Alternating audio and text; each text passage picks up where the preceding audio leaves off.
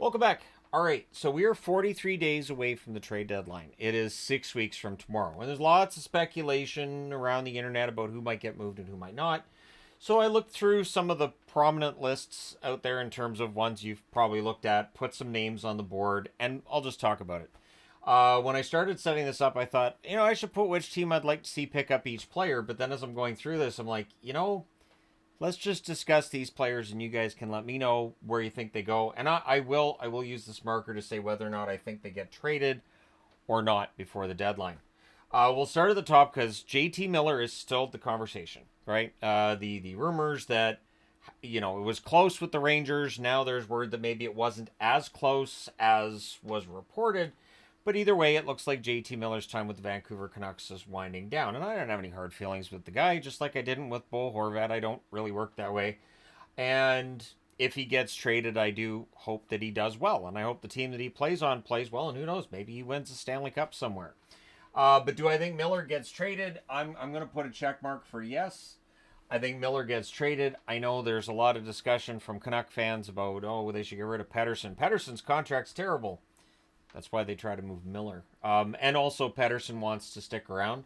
Miller, the most recent interviews, it just seems like he just wants it to be over. If it's in Vancouver, great. If it's not, fine. And so, yeah, I think Miller gets moved at the deadline or before. Vancouver Canucks have not been shy about before. I mentioned Horvat earlier. They traded Horvat while it was down in California, which I thought was kind of rude because, Islanders signed him. Wasn't he traded and signed? Yeah. A lot happened while I was down there. It's just like the Huberdeau trade way back in the day. That happened while I was down in Las Vegas enjoying myself. So we are going to be down in California during Four Nations. I don't think there's a trade block, so if trades are still able to be made, right? Brock Nelson. Nelson is number one on a lot of lists. The reason that I'm kind of with the Nelson thing is it's Lou Lamoriello. Lou Lamoriello likes his players, and he generally hasn't been the type that you see renting guys out at the deadline. And for the Islanders, I think they're close enough to the playoff picture that I don't know that they'll full on sell at the deadline because it's just not Lou's MO. That's why Palmieri isn't on the board. I saw Palmieri's name listed and I thought, if Palmieri's going to keep playing, if Palmieri's going to, carry on next year, and there's no reason to think he wouldn't, I think it's probably going to be in New York. I don't care that he's a pending unrestricted free agent. I think he gets extended. So with Nelson, I'm kind of 50-50 on this. So I'm going to hedge a little bit. I'm kind of 50-50 on whether or not Nelson gets traded. Should they trade him? Probably. If you're going to get a good return, now would be a good time to do that. I don't think that it would cripple the Islanders offensively necessarily trading Brock Nelson. Plus, he's a pending UFA. You can always re-sign him on July the 1st. The NHL's not a big fan of doing that kind of thing, but it's been done before.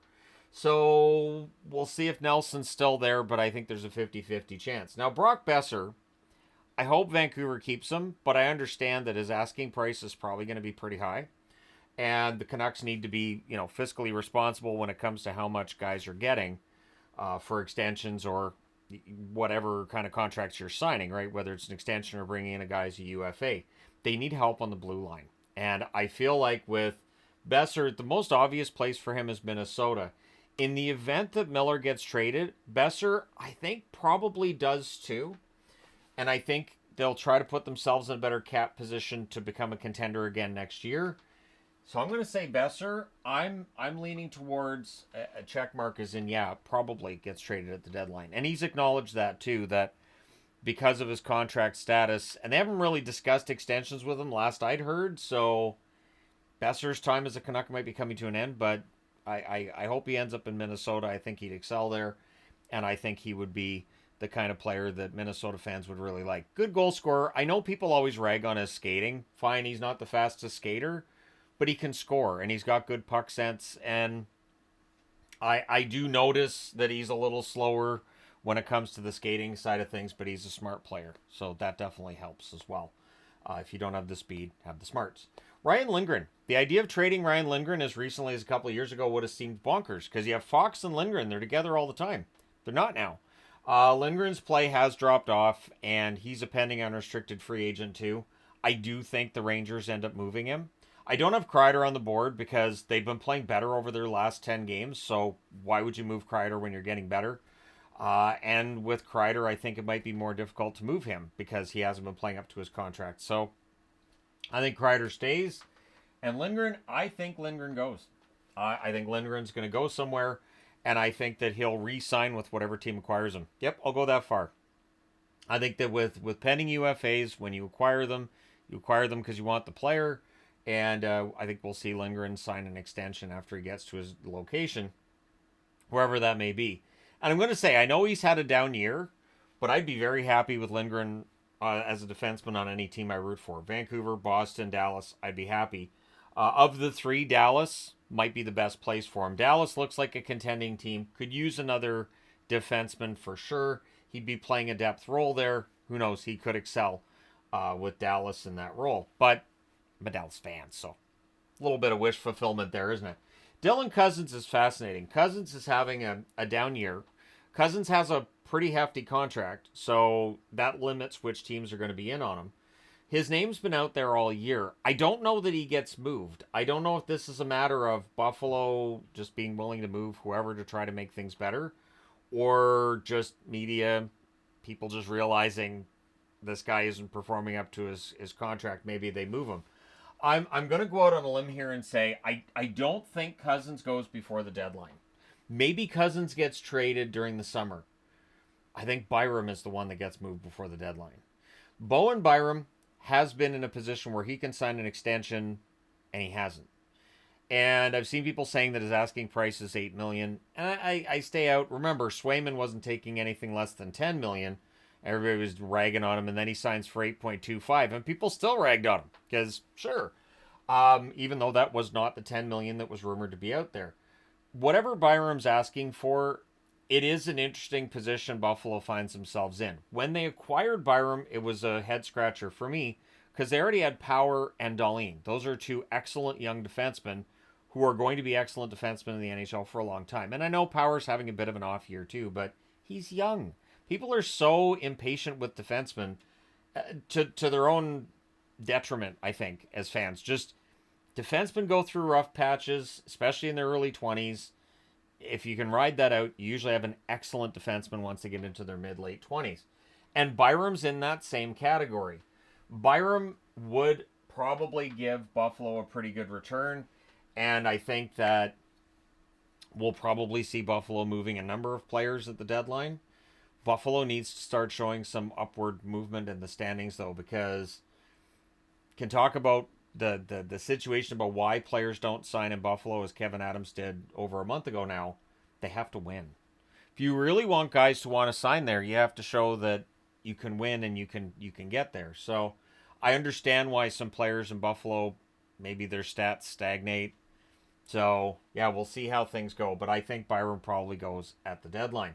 Jake Evans. I'm going to go out on a limb here because I've seen Jake Evans on a couple of them. I think Montreal would be absolutely insane to trade Jake Evans. So I put the X there right now. I would love to see Jake Evans in Vancouver's lineup. Dallas, Boston, don't care. And the way Jake Evans is playing this year is absolutely, I think, the best hockey he's ever played. Montreal would be insane to trade Jake Evans while they're in the heart of a playoff chase. Now, Kent Hughes has said that even though they're in this chase for the playoffs, it's not really going to change his approach so much. But that doesn't mean that you're going to give up Jake Evans. I don't see any reason for Montreal to even really consider it. You're not going to get a value back that's going to make up for the loss of Jake Evans. You're going to get what? Maybe a prospect, maybe a second round draft pick, probably not a first. So why trade him? You're not going to get somebody back who can do what he does. And I think there's a lot of potential for more. Worst case scenario for Montreal, they trade Jake Evans to another team like, let's say, Seattle. And Seattle sees some more offensive potential there. He gets top 6 minutes, starts producing around a point per game, sort of like Capo Caco has since he got to Seattle. And there's egg on the face of the Montreal Canadiens. So I think Jake Evans is having the best season of his career, and I think you hold on to him, and I think you re-sign him. I think it would be insane for Montreal to even consider it at this point. Montreal fans, let me know your thoughts. Trent Frederic, yeah, he's probably going. I do get the feeling Trent Frederic's probably on his way out of Boston. He's a good player. He's a good middle six player, but and he's a center, so there's that. I think there'll be a market for him. He has that, sandpaper. He can play up and down the lineup too.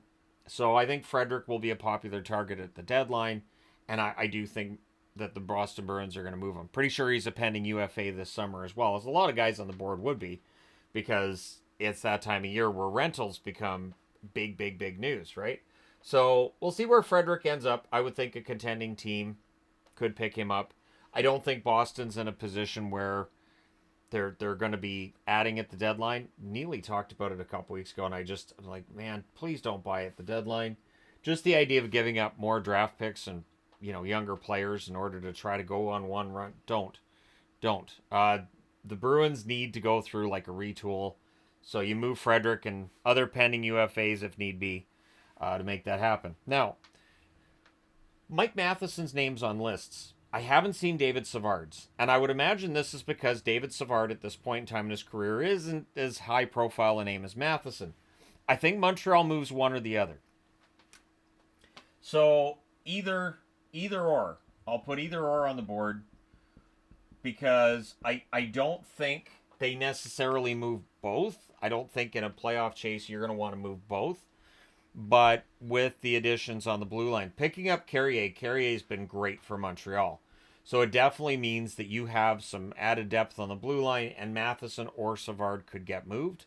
I don't think you move. I'd be really surprised if both went. So Matheson would probably get you a better return. But either way, you're buying up some cap space if you're not taking another contract back by trading them. And Montreal now has that depth on the blue line to absorb the loss of either of those. You don't have to get a defenseman back in the trade. So I think one or the other goes. I don't think both of them are going to go, but I think one or the other probably goes. My guess is Savard, to be honest. I think of the two, I think it's probably Savard. John Gibson, I put on the board, and depending on which list you're looking at, his name is or isn't there. I'm going to put a check mark because they have Dostal. Dostal's a very good goaltender, and while they don't have a lot of depth in net in terms of NHL ready, in a trade with Gibson, you might get another goaltender back. So you might get a goaltender back and maybe a draft pick. Gibson's having a very good year. So has Dostal. So if there's a good time to trade Gibson, this might be it. After a couple of down seasons statistically, Gibson's playing much better. So if Pat Verbeek's going to make that move, maybe this is the time. So I'll put the check mark next to Gibson. I don't have any inside info. I've never had the inside info on any of that. But I think moving John Gibson would be a pretty wise move. And he could be an excellent pickup for a team that needs a little bit of a boost in net. And we know there's some teams that need a boost in net at this point in time. Like, just imagine if he was traded to, say, like, Edmonton and Pickard and something else was going the other way. It would immediately mean you have Gibson and Skinner as a 1A, 1B. And I think that would improve the Oilers' goaltending. No offense to Pickard, but I don't put Pickard in the same category as Gibson. So just throwing that out there, just as an example of a team that might maybe look to make a splash at the deadline. I think Edmonton should be aggressive at the deadline. I think they absolutely should because they're in a position to maybe go on another run, maybe go back to the final. Did they win it this time? Yeah, adding Gibson could be big there. Provorov, I get the feeling Provorov's not going anywhere. I've seen Provorov's name on a few lists, and it feels like Columbus wants to hold on to the player, and I think he wants to stay there. With their recent 10-3-1 record, I think that's going to mean that some more players want to see this out and want to make this work. So I don't think Provorov gets moved, but if they can't work out an extension before we reach March the 7th, maybe. So let me know your thoughts as to which players you think get moved or don't at the deadline. I'll be doing other videos on this too in the coming weeks because it's fun to look at, and I'll try to make sure I don't cover the same players twice. I'll look at like pending UFAs and players who might be out there, that kind of thing. And remember, there's always a surprise. Trade deadline, there's always a surprise player that gets moved. One guy that I left off the list, and if I do this list again in a couple weeks, could be on there, is Nazem Kadri.